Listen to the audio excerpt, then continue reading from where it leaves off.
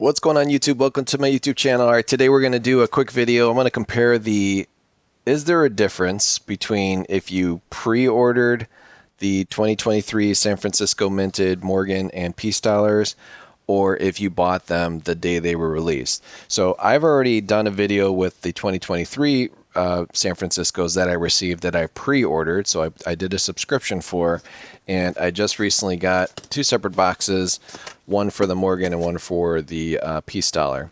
So from our videos in the past, we actually had a different dock door for a Peace dollar and a Morgan.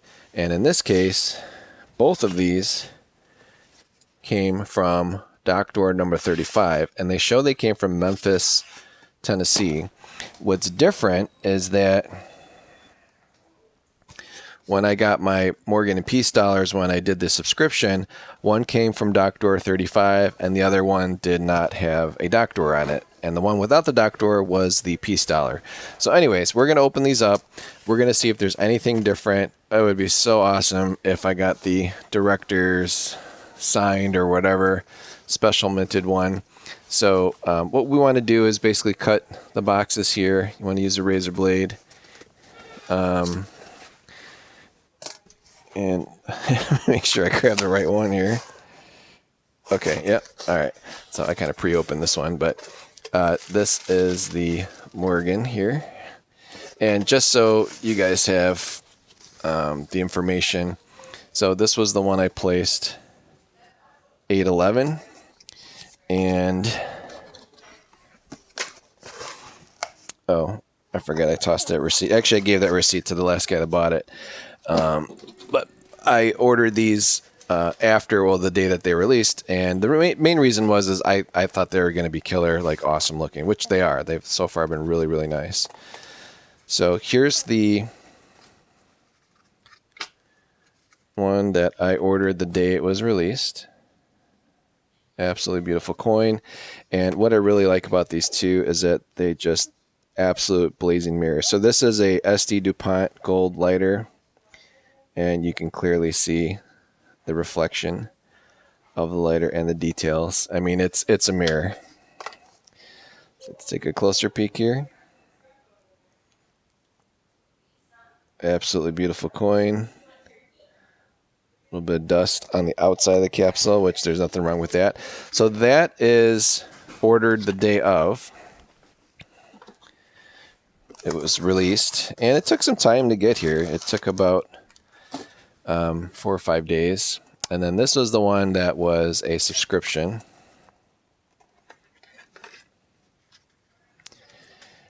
And I already pre-sold a set, and that one already shipped out. So let's compare the subscription, which is this one here that I'm shaking, to the one that was ordered the day of. See if there's any differences. Meaning was like this a later die stage, and this was the beginning of it.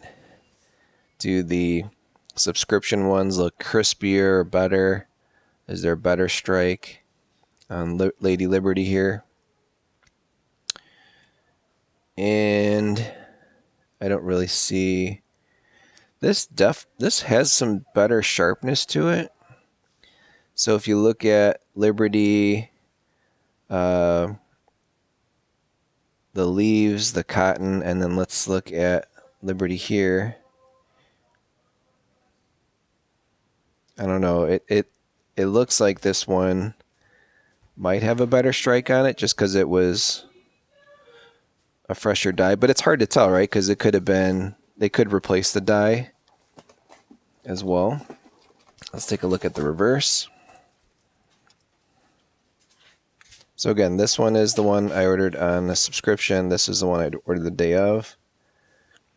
So I just wonder if they struck these all the same day. You know, you're striking 400,000 of these, so I'm assuming you don't just do it all in one day. But are you able to tell, like, if one has a later strike versus a newer one? Like all the older Morgans, it's crazy how the differences are. I mean, obviously the technology wasn't as good back then, but they definitely had some awesome designs, that being the most popular coin. So I wonder, you know, do they use they probably use a different metal or different type of material and stamping process to knock these guys out. Because I don't think they'd be able to make this sort of a mirror back then. There's just not, you can't environmentally control the conditions back in the 1800s. Late 1800s, early 1900s. So for some reason, this coin pops more. I don't know, like if you didn't know, but doesn't, I don't know if it's the lighting in here. It's not. This definitely has a brighter look to it. So look at the gray, the frostiness on the subscription ordered one, and then look at the frostiness here. And that just might have nothing to do with it. That just might mean that, I don't know.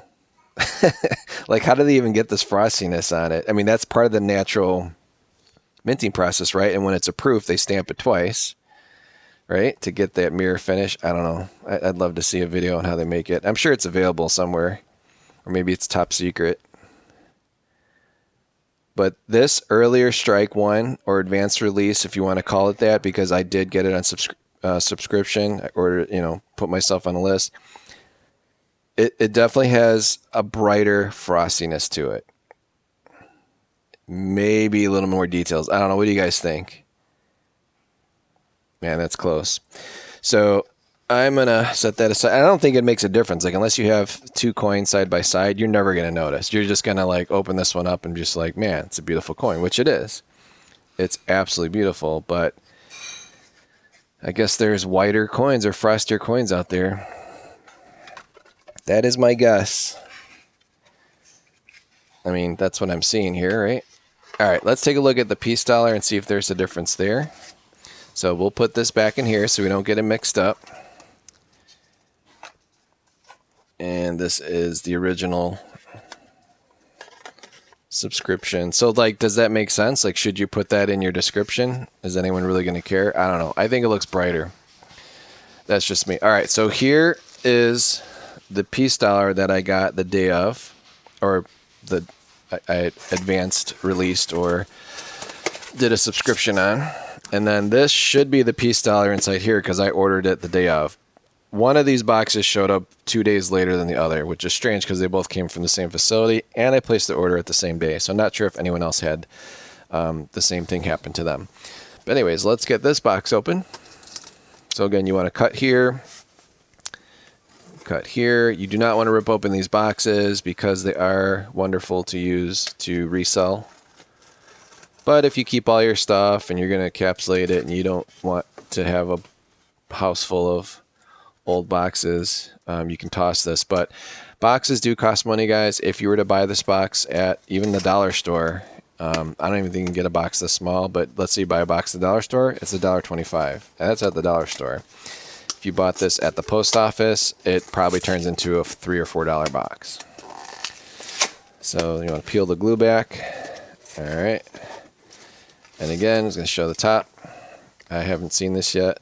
So this is the piece dollar ordered on the 16th.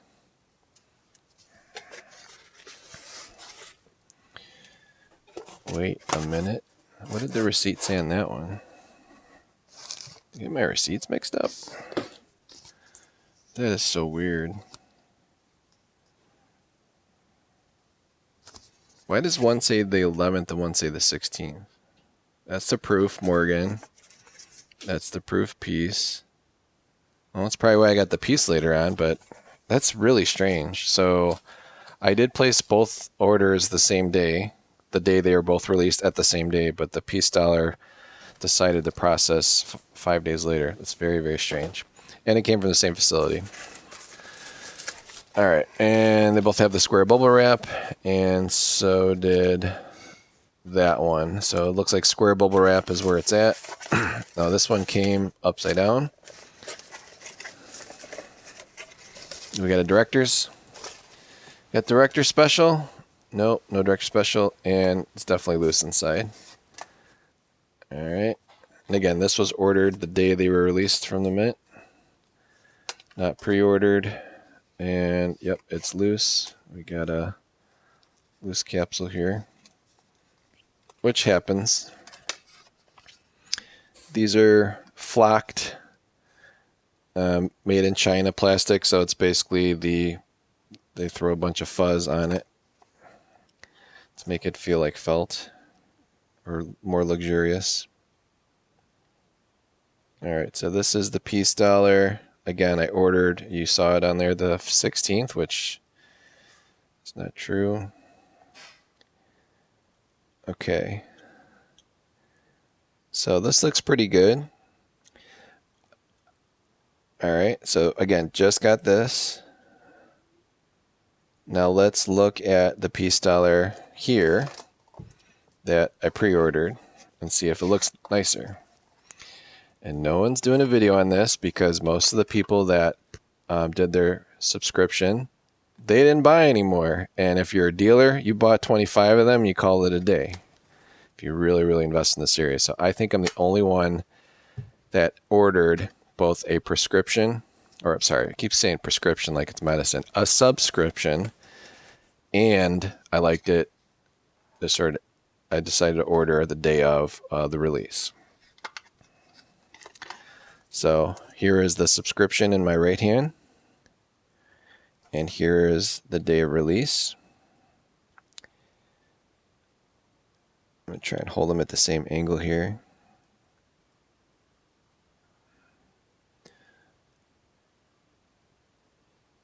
Yep, these look pretty even. Okay, let's flip them around.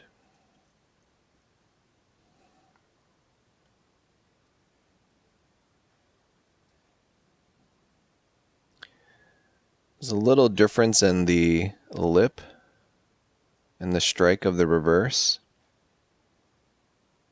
And I've seen this on Salivate Metal. He complains when the rear is thicker on one side.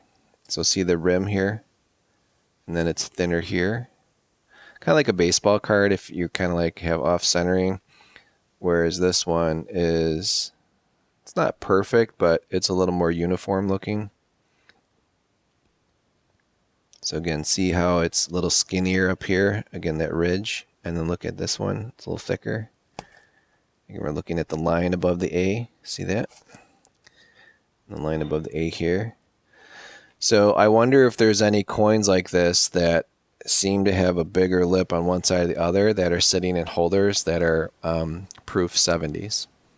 I wonder if that's a determination if you would get a 70 or not by the actual strike of the coin. I don't think that's the case. I don't think it's off-struck enough to show that it's an actual error. I would love an error. I would love if this thing was basically smashed in half by the die. That would be huge, huge money if that's the case. But I don't see any errors. I don't see a real big difference. Let's see if I reverse. Is it the lighting in my booth making this one brighter? I mean, it's a little bit brighter, but not as dramatic as the Morgan, which wasn't even that dramatic. So both these are beautiful coins. All right, so I'm going to get the ones I just received. I'm going to get that listed for $200. That's kind of the going rate today, and today is August 20th. So we're, what, 9 days after the release. And these are absolutely beautiful coins. I don't know if you can still get them from the US Mint today, but I'm going to list mine anyways because I have a Canadian buyer from eBay that is interested in making the purchase from me. And that's what they're going for on eBay. It's not a huge profit, but it does let me share the hobby with someone else that doesn't have access to it. So again, if you're in Canada, I guess you can't order coins directly from the US Mint. Maybe you can. I don't know. I saw another video where a guy from Canada got his like the day before they released, and I was like, how the heck did he do that? He got like an advanced release. Maybe he was a dealer of some sort, but I'm going to get this one listed and the Morgan box and the Morgan in there listed and list them for the pair for $200. If you're looking at this video in the future, let's say a year or 2 years from now, going, wow, $200, that's all this guy charged on eBay? That's what they're going for. I have a feeling, though, a year or 2 years later, these will easily be $150, maybe $200 a piece, because as more and more people get these in their hands, again, 400,000 is a pretty hefty number. That's a lot. I don't think there are 400,000 folks in the United States that collect coins. I could be completely wrong, but that's a very strong high percentage. But that still doesn't mean that there's collectors out there that don't have 25 or have 20 or 10. So there are many I don't think there's a ton of collectors, but there are very many collectors that have a lot of money and love to hoard coins, like good old Uncle Scrooge. So, but the beauty of this coin is ultimately what is going to, I believe, increase its value over time. Right now it's going for $100 because you had a bunch of dough heads buy it, trying to flip it, so on and so forth. Again, I bought it to share with others. I am going to keep one for myself. I do have the uncirculated one listed as well. It looks beautiful, but I'm not lowering my price on that. Like, I'm staying firm at 180 for the uncirculated version, and then $200 for the proof version, I think is very, very fair. Again, not getting rich, but it helps someone else out, and they already trust me because they know I ship out right away, probably faster than the US Mint, and they've gotten coins from me before in the past. So we're going to keep these aside, and before I end my video, I want to show you another recent pickup. I did receive a SD DuPont lighter, gorgeous, gorgeous condition. This is a gold-plated lighter, and unfortunately it was missing the flint wheel, and then the top piece I've put in my jewelry cleaner, and I've already begun to kind of clean some of the stuff off. And when I clean my DuPont lighters, I don't go crazy. I just literally take some alcohol and a Q-tip. I don't use any wire brushes or anything abrasive because these are absolutely beautiful. I think this might be from the 60s, and it has DH on it, which I guess is okay. Maybe for Dunhill. Maybe Dunhill bought a DuPont lighter. Who knows?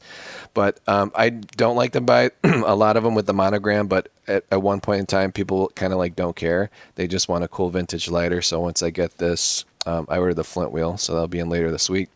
I'm going to do a separate video on this, and I'm also going to compare it to a Zippo again, because for whatever reason, that's my most popular short video. I think it's gotten like over 40,000 views, which is hilarious.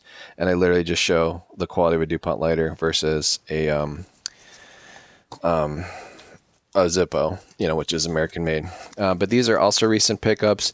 I do find myself liking this design, and obviously what's going on in Hawaii right now in Maui kind of has nothing to do with it. I was buying this coin prior to the tragedy that happened with that the fire that was caused by whatever. So, but anyways, these are absolute steals, and I list these for $40, and I will sit on them. And when I buy stuff like this, and I recommend you guys do this as well, if you can pick stuff up like this cheap, like cheaper than what you could, again, the coin's a quarter, right? But cheaper than what you could send it in to get graded for, buy it, because this, I think, has a pop count of like 380 total in the world. And someone's going to want this in their collection.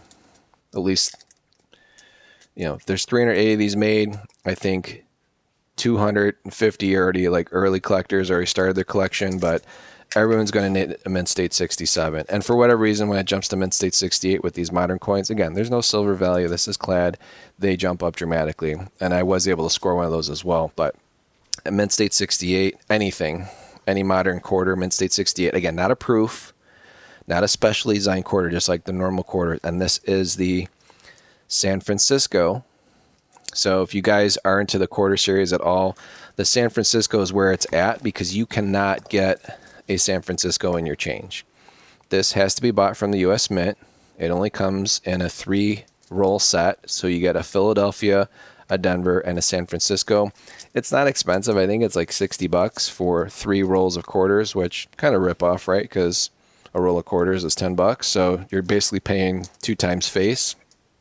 But it comes in a special US Mint rolled quarter, and you get a set of 3. Then someone has to crack open that roll of S Mint and send it in. So that's why I think anytime you can collect something modern, at least get something that is hard to find, meaning they only come in an S roll. Someone has to crack it open, send it to NGC or PCGS, and this, I think, makes up 6, 7, 8. This is my 8th mint state 67 of this coin, and I was able to win a mint state 68 on a really good price. So I like to buy this stuff when nobody cares about it, and then later on people start caring about it. And it later on could be 2-3 years, but in the meantime, it'll be listed in my coin shop. So for those of you that are watching this video, don't buy this from me today because I'm charging $39.99.